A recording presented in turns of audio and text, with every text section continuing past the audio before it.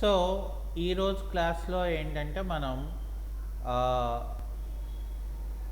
Air టెర్మినల్కి మనం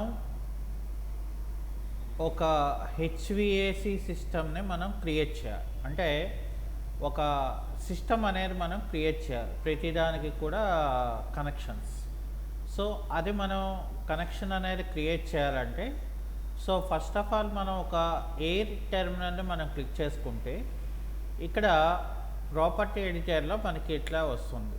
ఈ duct అనేది మనం క్లిక్ చేసిన తర్వాత సో ఇక్కడ సిస్టమ్ టైప్ ఏం చేయాలంటే మనం సప్లై ఎయిర్ అని చెప్పేసి ఇక్కడ మనం ఏం చేయాలంటే ఓపెన్ ఏ సిస్టమ్ ఎడిటర్ అని చెప్పేసి ఇక్కడ మనం ఓకే అని మనం చెప్పాలి.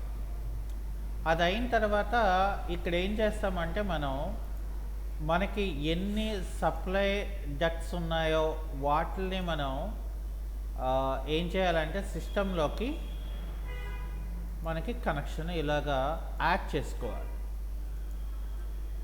సో యాడ్ చేసిన తర్వాత మళ్ళీ మనం ఏం చేయాలంటే ఇక్కడ సెలెక్ట్ ఎక్విప్మెంట్ అని ఉంటుంది. ఇక్కడ మనం ఎక్విప్మెంట్ని కూడా మనం సెలెక్ట్ చేసి దీన్ని మనం ఓకే అని చెప్పాలి. ఓకే, అప్పుడు మనకి ఏమవుతుందంటే ఇదంతా కూడా ఒక సిస్టంలోకి మనకి ఇది క్రియేట్ అవుతుంది. ఓకే, ఆ తర్వాత మనం డక్టింగ్ అనేది మనం క్రియేట్ చేయాలంటే సో కంపల్సరీగా మనం దీన్ని ఏం చేయాలంటే సెలెక్షన్ చేసి విఏవిని మనం ఇక్కడ స్పేస్ బార్ ప్రెస్ చేస్తే మనకి ఈ మెథడ్లో అంటే ఇలాగా వచ్చేటట్లాగా మనం క్రియేట్ చేసుకోవాల్సి ఉంటుంది. సో ఇలాగా క్రియేట్ చేసిన తర్వాత మనం డక్టింగ్లో మళ్ళీ మనకి రెండు రకాలు ఉంటుంది. ఒకటి ఆటోమేటిక్ డక్టింగ్ సిస్టమ్, రెండోది మాన్యువల్ డక్టింగ్ సిస్టమ్. అయితే ఆటోమేటిక్ డక్టింగ్ సిస్టమ్కి వచ్చేసరికి ఏమవుతుందంటే సో ఫస్ట్ మనం ఏదైనా ఒక ఎయిర్ టెర్మినల్ని మనం క్లిక్ చేస్తే ఆల్రెడీ మనం ఒక సిస్టమ్ అనేది మనం క్రియేట్ చేసాం కాబట్టి సో ఇక్కడ జనరేటివ్ లేఅవుట్ అని మనకు ఒక ఆప్షన్ ఉంటుంది. ఇక్కడ మనకు అదేం చేస్తుందంటే ఒక లేఅవుట్ అనేది మనకి క్రియేట్ చేస్తారు. సో ఇక్కడ నాకు డిఫరెంట్ లేఅవుట్స్ అనేది మనకి ఇస్తుంది.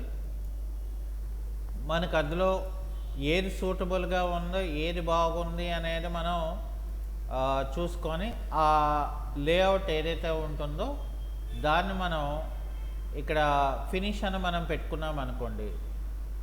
సో అప్పుడు ఏమవుతుందంటే ఆటోమేటిక్గా నాకు అక్కడ డక్టింగ్ అనేది నాకు ఇక్కడ జనరేట్ అయిపోతుంది. చూసారా, అంటే ఆటోమేటిక్గా మనకి ఇక్కడ డక్టింగ్ అనేది మనకి క్రియేట్ అవుతుంది. అయితే ఇందులో ఏంటంటే మనకి ఒక్కొక్కసారి మనకి కరెక్ట్గా ఎయిర్ ఫ్లో రావచ్చు, లేకపోతే రాకపోవచ్చు.